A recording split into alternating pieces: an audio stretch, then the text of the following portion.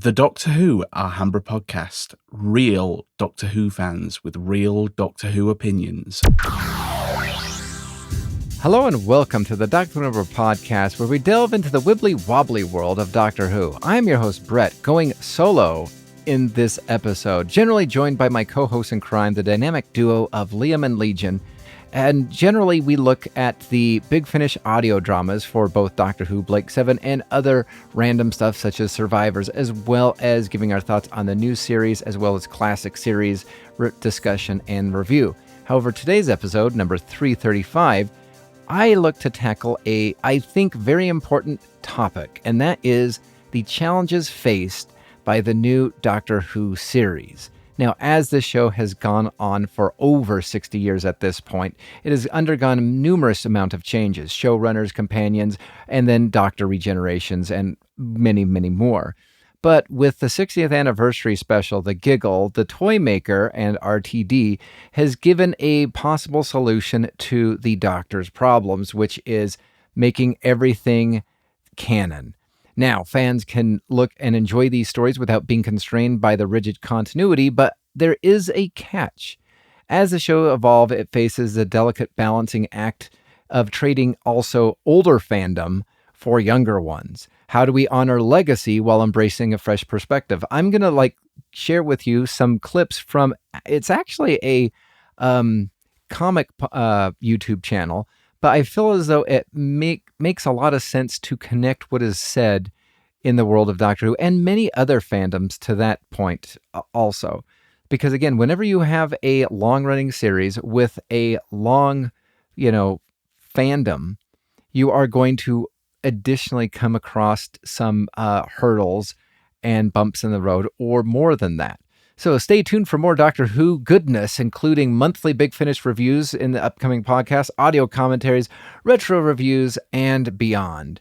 Please email the show. I'd love to hear you at alhambraaudio@gmail.com. You can tweet the show or DM the show at Alhambra Podcast. DMs are opening. Thanks for listening and downloading the podcast. And now, without further ado, let's look at some of the talking points. Now, this is going to be kind of, I have a plan, but you know what? I find when I read things word for word, I struggle. I can't do it. My brain doesn't want to. It fights against everything. But I'm going to, so I have a rough outline for what I want to do to discuss what to do with the future of the show, with continuity and whatnot, listening to some clips from, again, a comic book YouTube channel that does play, I believe, some relevance within, Doctor Who, I guess you could say even Star Trek, Star Wars, Lord of the Rings, what have you. Because again, any long-running fandom or series can and will have bumps in the road and have different dilemmas that occur. So that being said, one of the things I want to talk about, which came across, and we've talked about it a couple of times, and to Chris Chibnall's defense, and I can't believe those words actually came out of my mouth, Series 11 of the Chris Chibnall, Jodie Whittaker era, 13th Doctor, whatnot, was a interesting experiment, meaning it was almost all one and dones, and there really was not much, no old villains, except for when we had the New Year special of the Daleks and whatnot. But it was very self-contained, and then with the only really callback really was the Mark Shaw or whatever, Jeff Shaw from, The Woman Who Fell to Earth. You have that connection from the first episode to the last episode.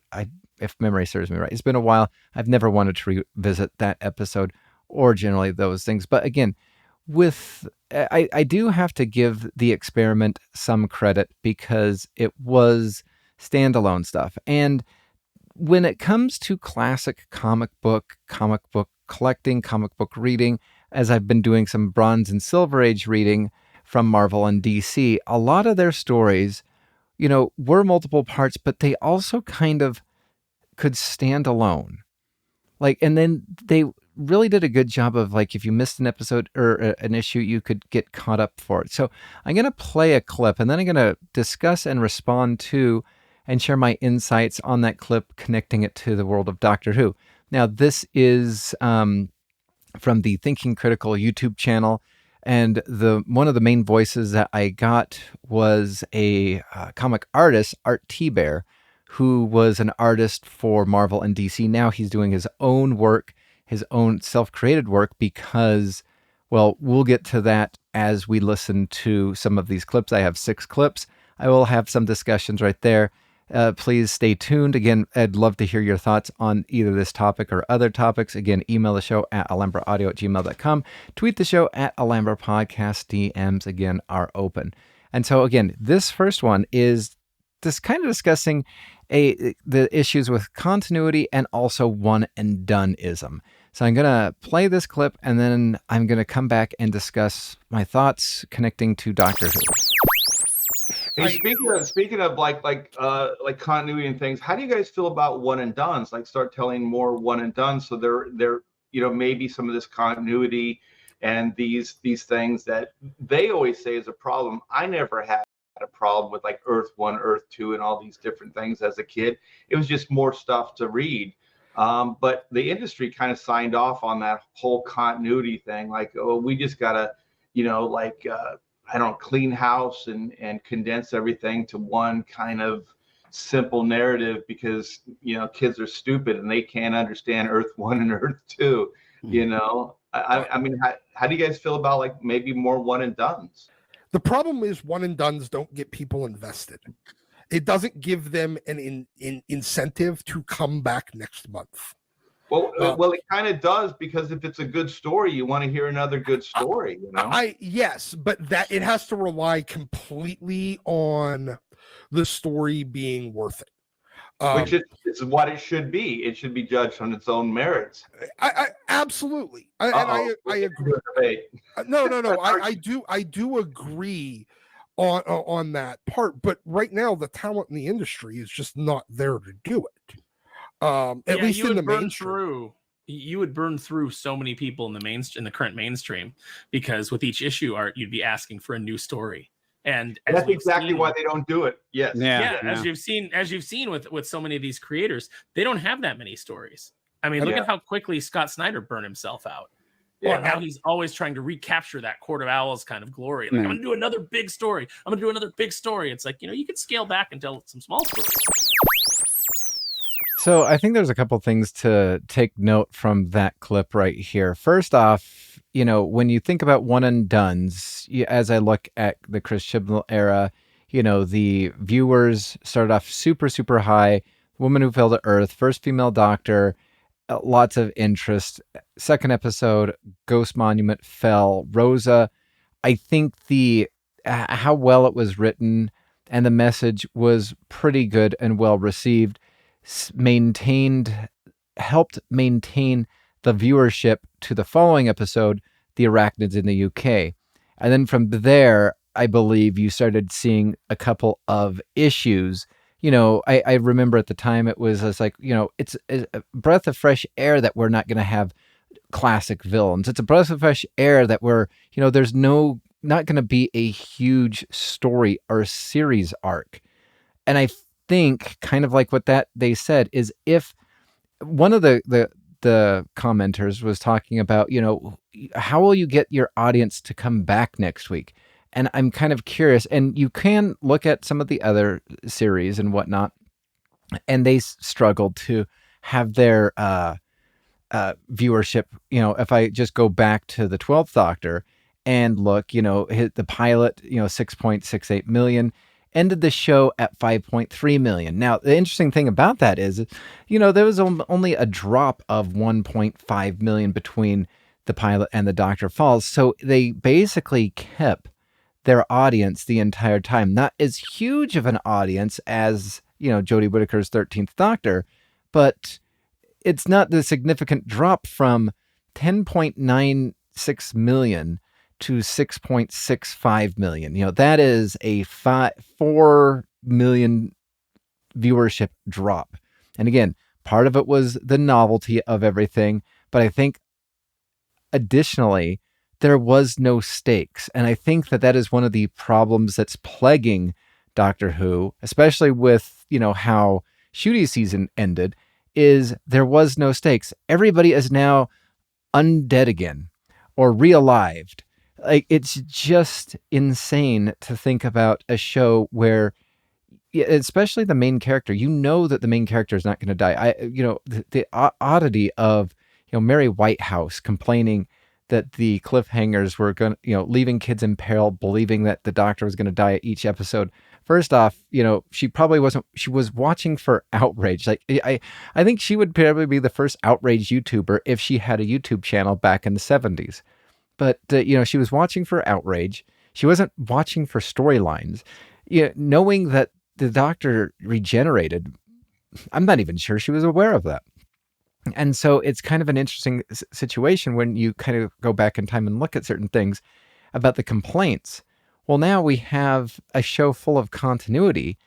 And then, you have Chibnall, again, for better, for worse, went and did some one and done stuff with no new monsters and no real close connected continuity.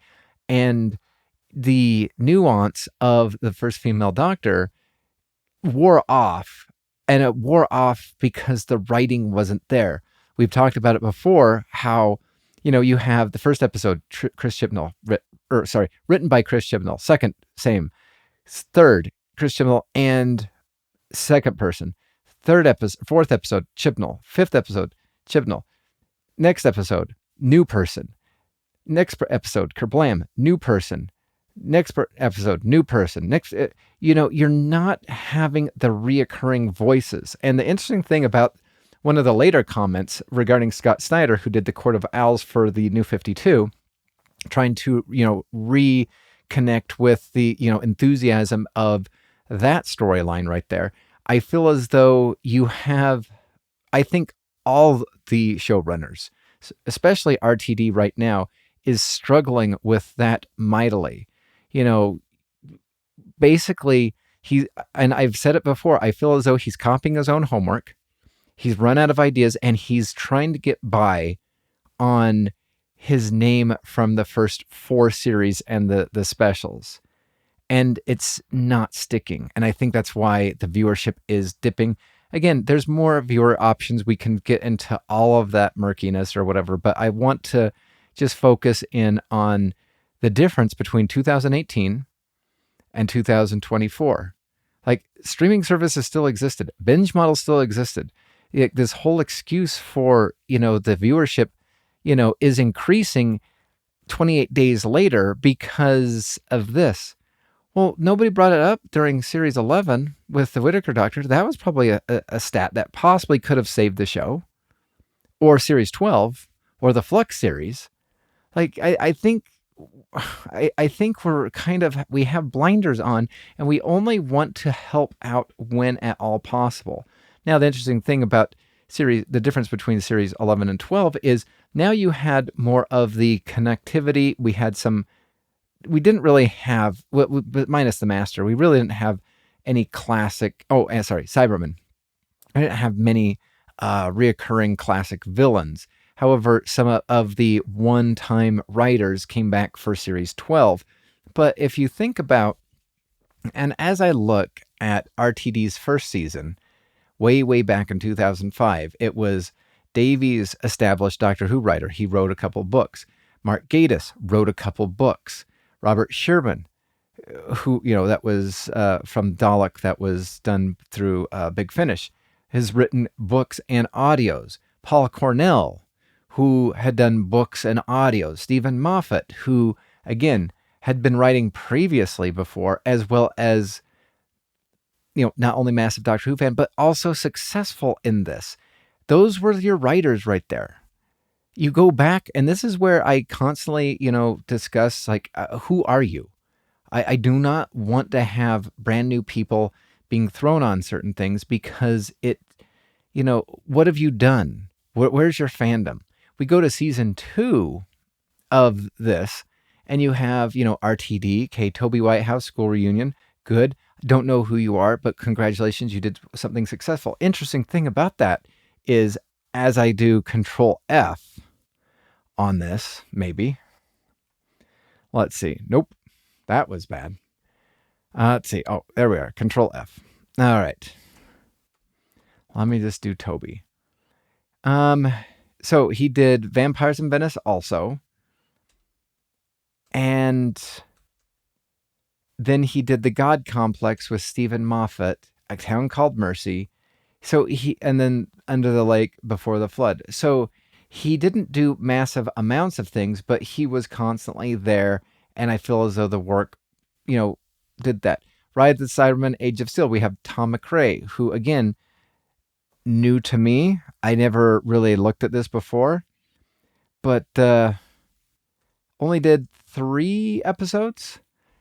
The next time he did one after the 2-parter in the second series is The Girl Who Waited. Again, Mark Gatiss, fan. Matt Jones, Impossible Planet, did those 2 parts right there. Again, RTD, Love and Monsters. Fear Her, Matthew Graham. Again, you have these people who I think were more fans early on in the show's established history, or the reboot, than nowadays. Now, and here's going to be my critique. This could come across, negative or whatever. But now I feel as though people see Doctor Who as a launching pad to careers. David Tennant is huge now. Did, Broadchurch, a couple of other things. Started off, I really didn't know who he was personally, but again, not in the UK. You get Matt Smith, who, did that horrible Terminator movie. And I thought that was like going to be the end of his career and he's going to come back to Doctor Who. And then he did like the whole, what is it, Victoria, that Netflix series or whatnot, did that whole thing. Now he is in House of the Dragon on HBO Max, and he is such a superstar. You have Karen Gillan, who was, goes from this to Guardians of the Galaxy to Jumanji. That was a massive launching pad. You have so many people, and I feel as though like Tossin Cole from the series 11-12, Whittaker Chibnall era. I feel as though he didn't really care to be in the show, but he saw it as a launching pad for more things. Shooty, have not seen Sex Education. Not sure how good it is. Not really interested in it. I watched like the first episode and a half. Not for me. I don't know if he's a good actor in that, but I'll tell you, he's not a good Doctor actor. But I feel as though he's doing it not because he loves the show, but as it's a launching pad. And you could come back and say, but Matt Smith did not love the show. But again, he came with something. He was doctory. Jodie Whittaker, kind of not doctory, but she still continued on because she had things that she did before and she did them well. Might not have did Doctor Who well, but she did things well. So you have all of that. And then I think I lost my train of thought somewhere along the line also, because I just really got into that discussion right there. But again, I think it would be kind of interesting because the show initially was lots of one and dones. Now, it was serialized, but it was one and dones. And then it was kind of, when are we going to revisit some of these characters?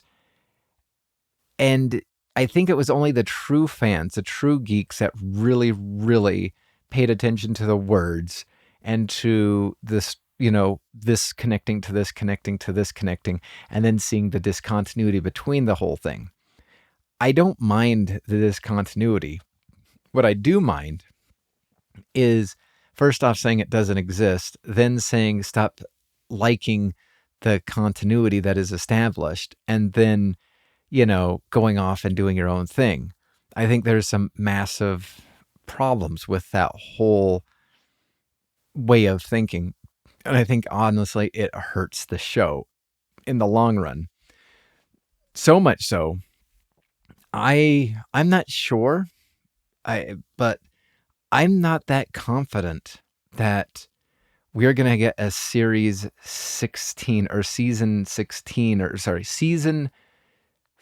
what would that be? Season 42, season 16, or a series 16, season 2. 3. Thank you, brain. Thank you for eventually working. Appreciate it. Thank you. But I think there's going to be lots of struggles for the show going forward. Again, there's so many things that you can say, but I think at the end of the day, like, these are corporations and they're going to be making surgical decisions. And people who claim that they watch it on Twitter might not. And the only reason why I say might not is, how can you go from 7.49 million on the Church on Ruby Road, the Christmas special, to Space Babies 4.01? Like, that is a loss of almost 3.5 million. And then it just gets worse from there. I don't know. Anyway, that is just one thought. That's the first clip. Let me get to the second clip and just listen and discuss that, as we are going to be talking about, again, one and dones, A plot, B plot, the success of those. You can do one and dones as long as there's like a through line kind of B plot that is kind of bubbling under the surface, and that becomes the hook to get you to come back next month. Okay, the story this month, like the A plot, might be good, it might be great, it might be mediocre, it might be kind of bad, but you hook people in with that B plot. That's the thing that gets them to make sure they're back for the next issue. And that's how it's always been done, like the past. That's how, like, good comic books were always written. There would be a dangling plot line, some kind of, like you said, B storyline that then would become the A storyline after a couple issues. So again, dangling storyline or plot. The only thing we got in the Chibnall era was Jodie Whittaker in the Ghost Monument whispering the Timeless Child, which, was kind of an interesting situation, but it was never brought up for the remainder of the series 11, and one would almost think that there was actually no plan whatsoever revolving around that. Now, who knows how truthful that is or is not, but how it kind of came to be. There's rumors that it was just, kind of guess.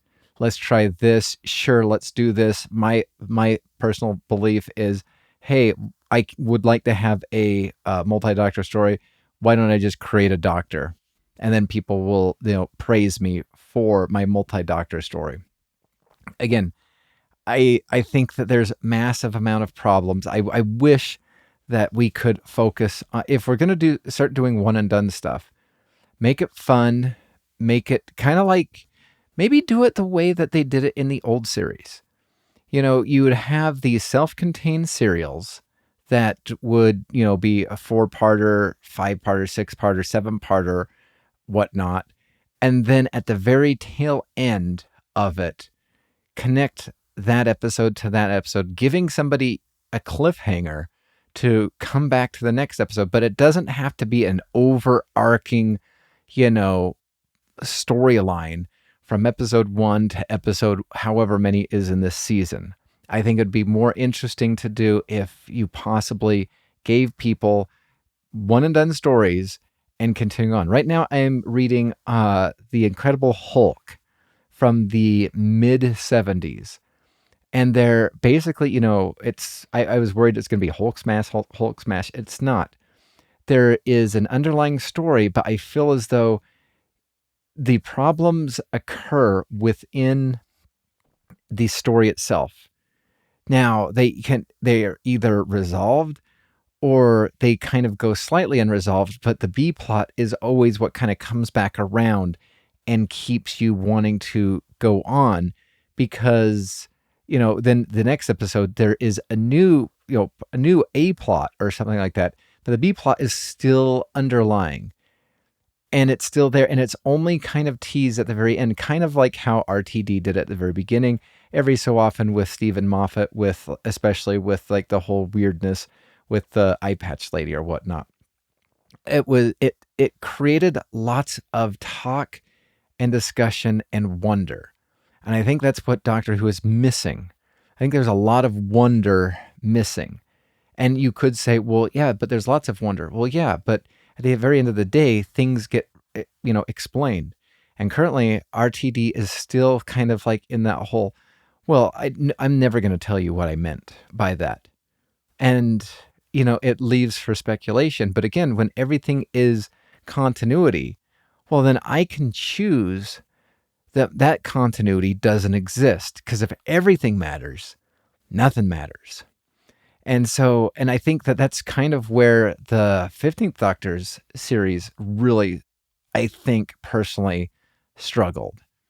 You had, again, and what I think is there was no, there was no concern, there was no worry, there was no immediacy. There's certain things that, space babies, we had to save the booger monster.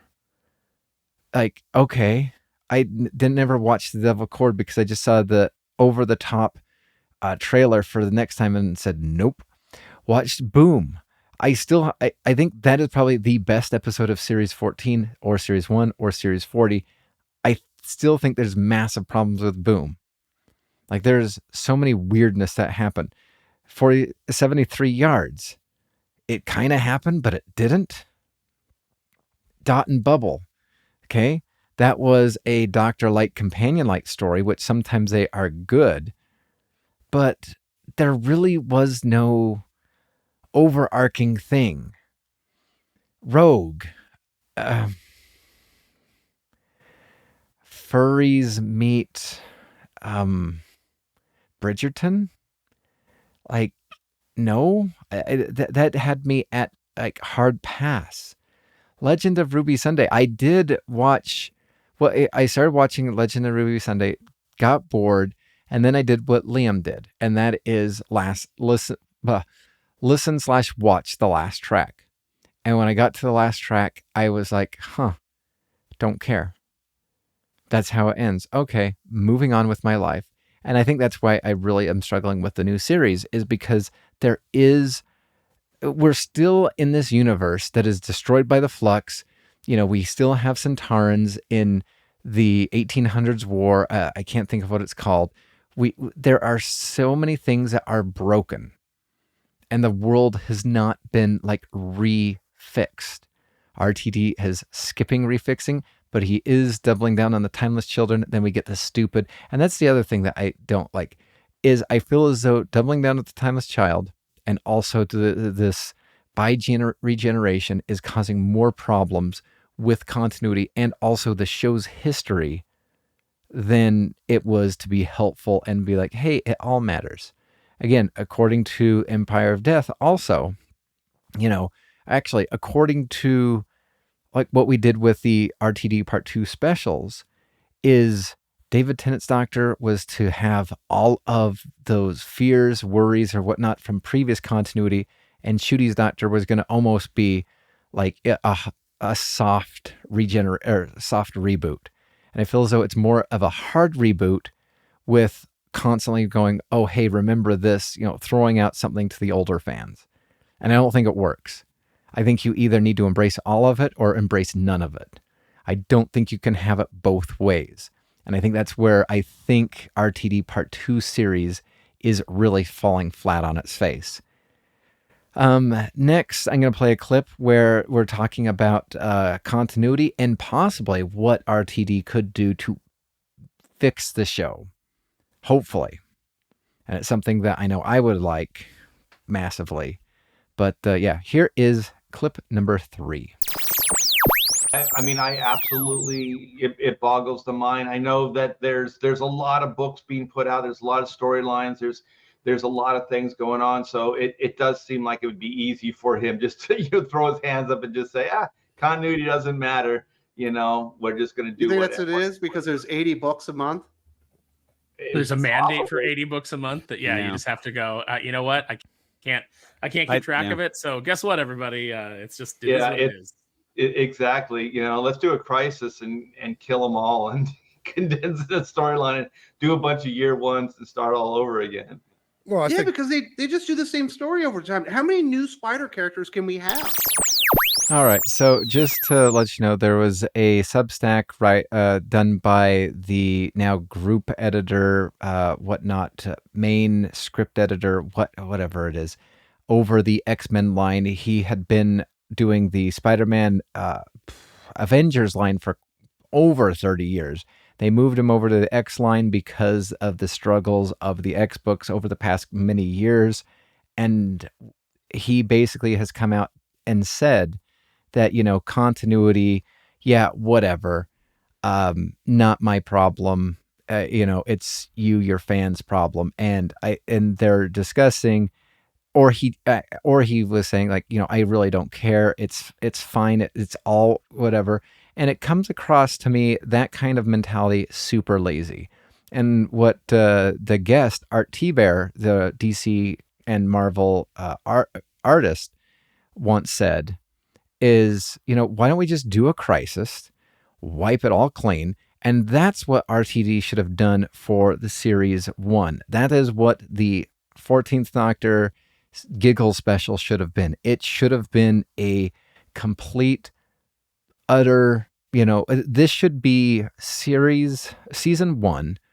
This new series should be in its own universe or splintered off. If we don't want to reference the old show, then just do that.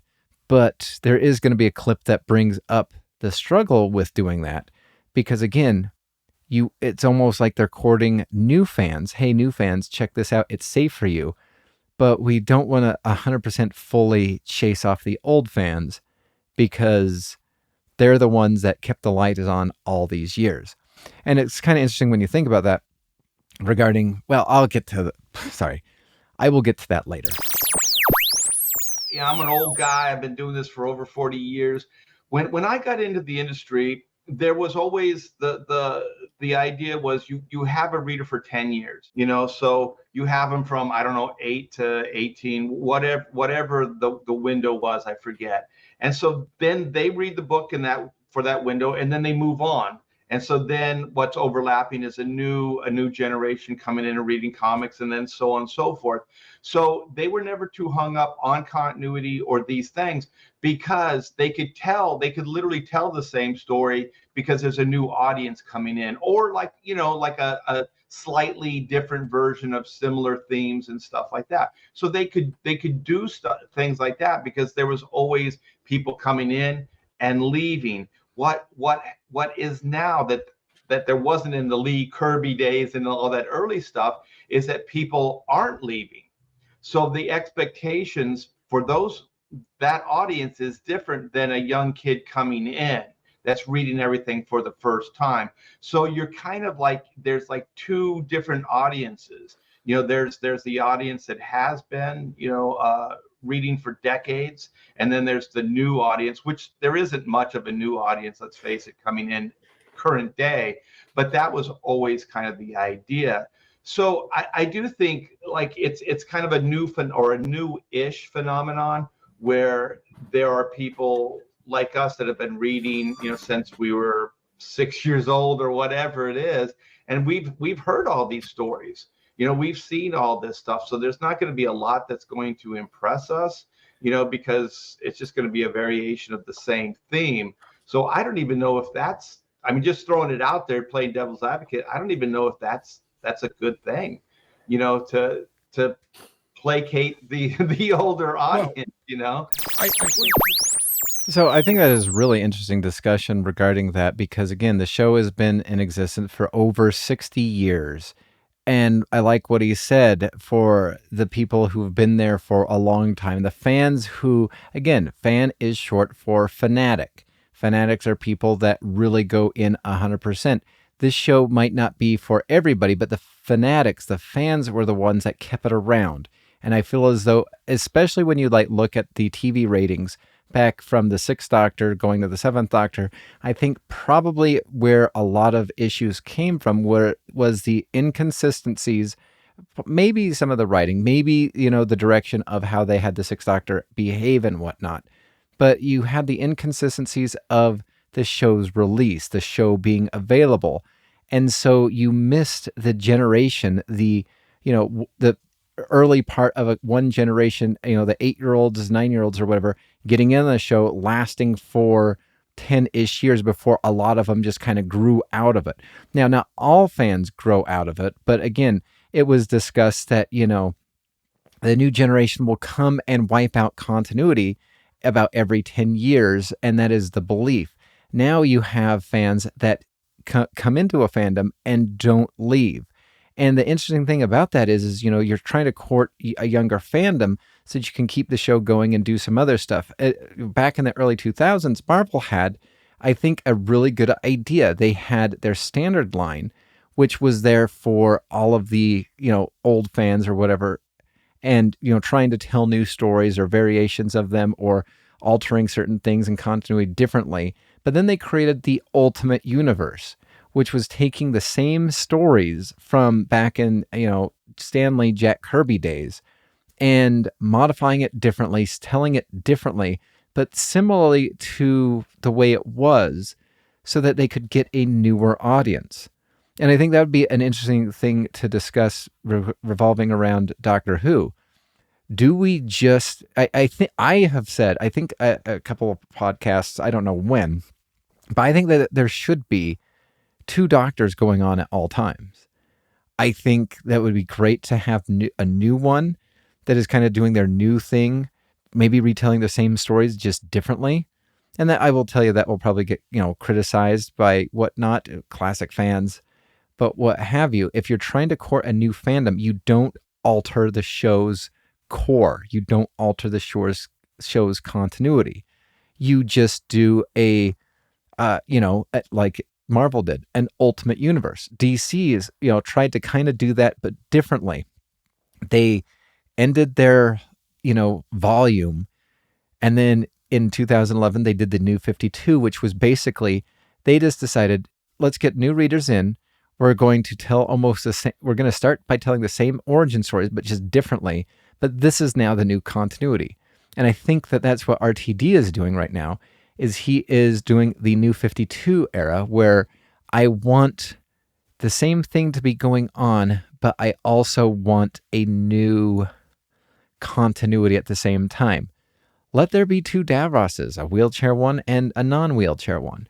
You can take care of that because for some reason you feel as though that you writing somebody in a wheelchair makes you an evil person. Maybe you are an evil person. Who knows? Who am I to judge?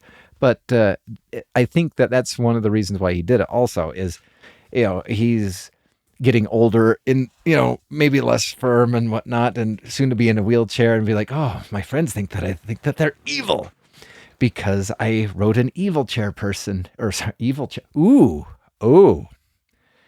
A wheelchair person, but an evil chair person. Anyway, that being said, I think that is a really interesting discussion revolving around people not leaving. And again, you had the Shooty, you had RTD basically kind of go and tell the fans, almost the classic fans, to leave. Go touch grass, turn it off. We'll get a younger audience. And it will replace you if you really don't like it. Again, with this podcast, I don't care who you vote for, what your beliefs are. I want everybody to listen to this podcast. I think this is the best Doctor Who podcast out there.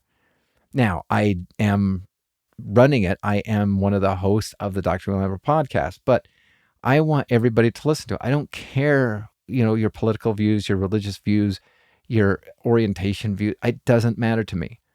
I want everybody to listen to it. I want it to be a good community. Now, you could say, well, in trying to be so open, you are being, people want you to have a definitive stance, and I will not. Sorry, not going to happen. But anyway, I think that's kind of an interesting thing. People aren't leaving, but however, they are because of the antagonism. And I think that is a shame, to antagonize the audience that has been there, that has kept the lights on for all these years, that kept, during the wilderness years, buying the novels to a point where the Virgin books had to stop publishing them initially with the Doctor Who title on them, because BBC realized, oh, hey, they're passing up money. So then we had the BBC book range. Then we got the reboot in 2005. Anyway, I think that there is some problem. I think chasing away your classic audience is not the solution. And I think Big Finish is doing a really good job. They have their two lines. They have their classic Doctor lines. They have their new Doctor lines. They have their World of Doctor Who lines. There is a line for everybody. You can cross-contaminate lines if you so choose. You don't have to, but I think that the Big Finish makes it easier for you to kind of venture out and try and sample stuff. Because again, what they're doing is and this is going to be brought up a little bit later, revolving around marketing, is unlike the BBC, which is kind of, basically, Doctor Who's being paid for by the people of the UK. Disney is helping right now, but you do have the people who, don't really have a choice. They're paying their TV licensing fee. They have no voice in anything. But you know what? Big Finish, if they release a stinker, that line's getting dropped, or certain things are going to be changing because they do not have the public funds that the BBC has. And I think that is another issue that is causing the struggle with Doctor Who, is there is less accountability compared to what the Big Finish has to do. The next clip that I'm going to do is basically, again, marketing. Liam would love this one because this is all about, marketing and whatnot. And we've talked about marketing before. I think that they're in a position right now where they recognize that simultaneously they're recognizing that their audience isn't leaving and that they're not getting a new audience. So their marketing department is selling to 50-year-old divorced dads that have nothing better to do to spend their money on than the stuff that they've been spending their money on. So they're able to try to milk them for higher ratios, bigger dollar amount things. But at the same time, they're taking an editorial approach similar to their old one, where they're like, fuck it, we'll just repeat the same story. I mean, the entire new X-Men line is literally Tom Brevoort trying to take every single paradigm of the X-Men from the last 40 years and making one book with each of those and trying to sell them to us like it was a new idea. Every single one is no different from another version that we've already had in the past that were pretty successful before. They're just doing that again, and they're wondering why the people that they're marketing to are being like, yeah, I'm bored. I've seen this. You can't. Well, it's all for the contempt. They have contempt for the older audience too. I mean, they talk some smack, and I think for me that's crossing the line. That's too much. Yeah, but I mean, like, you have two different departments within the same company working at cross purposes. Right. And like, either at some point, either the sales and marketing department need to be in charge of how the editorial direction goes, or the editorial department has to go in the direction that, overrule the sales and marketing. Somebody has to be in charge there, because you can't have two different big portions of the company directing the company in opposite directions towards different audiences and expect it to work out well. You can't simultaneously scream, fuck you, 50-year-old white guys, from the editorial side, and the marketing side saying, hey, give us $400 for 11 variants of this comic book. You can't do it. So again, when it comes to marketing and whatnot, and I like the whole discussion about marketing to divorced dads and whatnot, because again, they have disposable incomes, probably a little bit easier. Probably not. Who knows? I'm not a divorced dad, but anyway, I find the main reason and the rationale for that comment is you have guys that have a hobby, they continue the hobby, and you can either continue on purchasing not only the DVDs, not only the Big Finish audios, but you can purchase.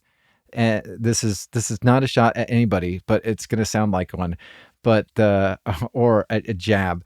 But you can purchase the Eagle Moss, 1/8, 1/6 scale figurines or whatnot with the super details, which are will set you back some. You can buy the Funko Pops, you can buy all sorts of things that are related to the show, but they market a lot of those things to the classic fan because the younger fan is most likely not going to be able to afford them. So again, you have the Sixth Doctor, the Fourth Doctor, maybe even the 10th Doctor. But, to get people to buy the 1/6 scale shooty Doctor or whatever, if you go by the ratings, the viewer figures or whatever, I'm not sure. And again, according to RTD, these are younger fans, the fans below 30, and then I think they changed it to below 35 to kind of get the numbers up or whatever. I don't think they're going to have the disposable incomes. And are they as passionate as the older fans? Because I think that's the other tricky thing regarding fandom is people with disposable incomes and the passion. Or do they just like it? Or do they just claim that they like it on a social media account? That is the other tricky situation that you have to figure out. And the marketing department knows exactly what they're doing. And I feel, and it was discussed that, marketing and editorial want two different things. Marketing wants to get the fans that will spend the most amount of money on an object or a thing or whatnot. You will have the editorial, the creative team that is trying to get the newer fans in to watch the show. Watching a show, especially if it's, readily available, pretty easy to do. Maybe, depending on what it's up against, depending on also the quality of the show. But marketing, get people to get those special figurines and whatnot, the sonic screwdrivers and all those other fun gadgets that come along with fandom. Like, those are the people that you need to be marketing to the, and Disney found out the hard way when they had their Star Wars hotel that face planted and is now bankrupt or whatever, because the initial plan was to have it a thing that was going to placate and shout out episode 4, 5, and 6. But then, everybody's favorite Kathleen Kennedy supposedly came in and said, no, this is going to, give a shout out to the sequel trilogy, which, you're not going to have the people who are as excited and have the disposable incomes of the people compared to the people that are a fan of the original trilogy. So again, you're trying to get a new audience, but the new audience doesn't have the disposable income. So that marketing is trying to court them, but not management, but editorial and creative is trying to get a new audience, and it needs to be worked hand in hand. And I think, again, not a sponsor of the show, Big Finish is doing a fantastic job of courting both audiences. Classical line, I love the specials that they kind of do, being able to pick up, either all the classic Doctors in one go for all of the audios, or you can, pick and choose. And then they kind of release some of the newer Doctors. It's sad that, we can't get Matt Smith, but, we have the Doctor Chronicles. We can't get, what's his face? Not Peter Capaldi. No, Peter Capaldi. There we go. Thank you, Brian. You had it all along. I just doubted you. But you have Peter Capaldi, who's not going to be doing it. David Tennant, who is a busy man struggling to do it. So we get the Doctor Chronicles. We have the Missy series. So at least Michelle Gomez is doing stuff. We have, within the world of Big Finish, we also have the River Song, no longer the Diary of River Song, the life and continued life of River Song, whatever the series is called. You have the Passionist Gang, which I swipe left on for me personally. But you have all of these things that can reach a different audience. And again, when you think about it, the classic audience is probably going to pick up most of the classic stuff. But because they have a more disposable income, they probably will be likely to pick up more of the newer stuff. Some of the newer fans are like, I want to get the stuff that I'm aware of. And because I'm aware of it, I'm going to ride those in comparison to the classic stuff, because the classic stuff, I might need to learn stuff and I might need to watch those scary black and white shows. And black and white is, dull and boring. And my, hashtag, hashtag anything that's not color is boring mindset. So again, I think it's a very intriguing, there we go, situation that the new series of Who is trying to, I think, find a balance, or hopefully a better balance of. I think this is my last one, and this goes into writing and incentives, and I think this is also very important for the show going forward, as well as comics, as well as, insert your other favorite. The other big problem is a creative problem, and that is, what incentive, how are you going to get good writers to come in with what you're paying? And then what's the incentive for them to gift you their creations? There's a reason that we keep treading water and we keep going back over the same things. It's because there's nobody at Marvel that has any incentive to create anything new. There's no deal like Rob Liefeld got, where he would come in and here's all these characters that I have, and if you want them, you got to give me a piece of it. You got to take care of me. There's none of that anymore, because now Marvel is owned by Disney, and Disney does not do that. You work for the greater glory of the mouse. Anything that you create, we own. Anything that you think of, we own. And you get nothing for it. You'll be lucky if you get a mention in the credits. Maybe we'll send you a ticket to, and when we take your idea and we put it in a movie that makes $1 billion, although the movies aren't making $1 billion anymore. But all those creators that, Ed Brubaker says he gets paid more for the royalties of appearing in Winter Soldier as an extra than he got for being the guy that came up with that story that got made into a movie that made $1 billion. So at the very first of that clip, I really like how they discussed the lack of incentive for creating new IP, new characters or whatnot, because of the lack of, you're doing it for the greater good of Disney or for the BBC. And I think that that's kind of where Doctor Who is. Either that or, the go-to, and Liam has said this on numerous times in the podcast, the go-to is Cybermen Daleks mainly. We do have the Master that makes its appearance. Centaurans and stuff like that show up in the show from time to time. And the latest one, and we have to go back to about 2008, and that is the Weeping Angels.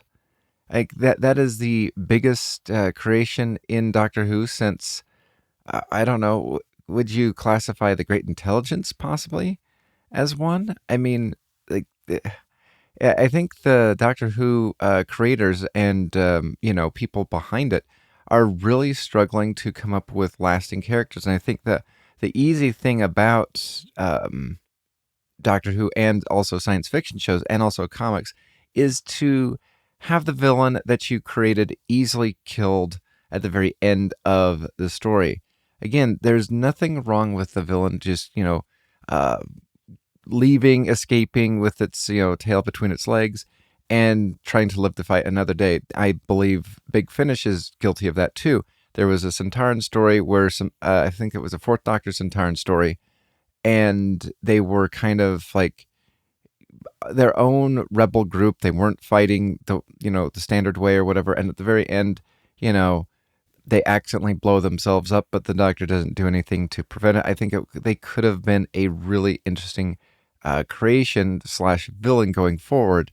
Centaurans that kind of lack the honor and the moral code that you would expect from a Centauran. So I think that the struggle of creating original characters, villains, mind you, that just leap off the page, that make you want and look forward to their next appearance, is something that is a struggle, and it kind of is connected to the lack thereof of, what Terry Nation got for creating the Daleks. You have what Derek Sherwin got for, or did not get, for creating the Brig and unit. I think there should be some motivating factors for creating long-standing, lovable characters and villains. And I think that these big corporations, should they really, really care about their IP and to create more interest, even, more successful spinoffs, as we're trying to get a successful spinoff of Doctor Who, and you could say, well, Tales from the TARDIS is successful. Really? Because it's not over here in Region 1, because we're not allowed to watch it. So it's a spinoff of a show that the UK audience gets to watch because they paid for it. But I wouldn't classify it as a spinoff. Again, this kind of goes into the whole Doctor Who class situation, where it was a spinoff that nobody wanted. It was only available on BBC Three, which at the time was on streaming only. And then it took an entire year for it to reach BBC America.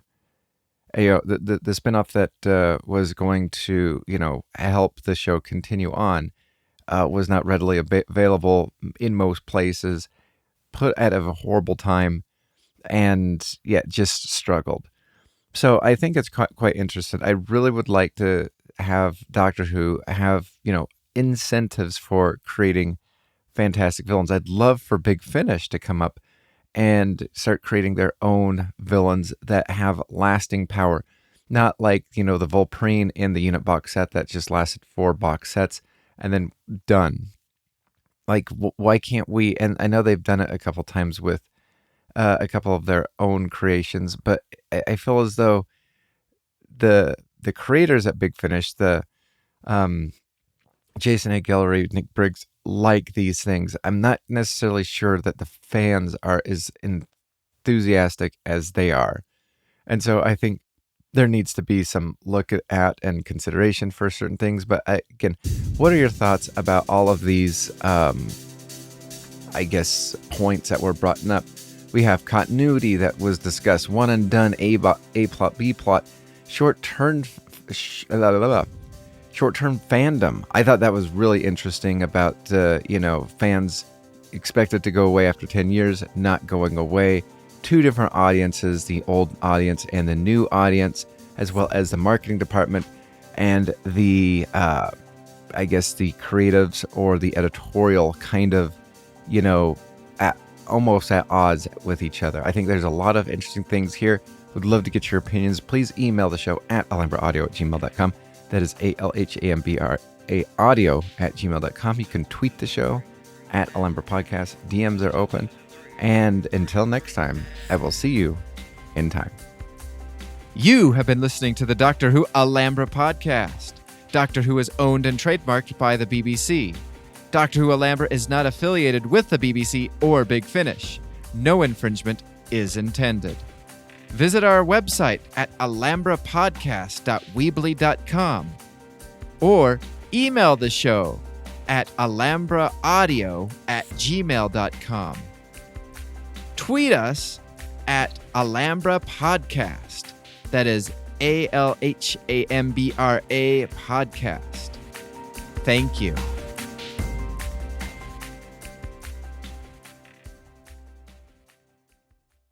That's excellent.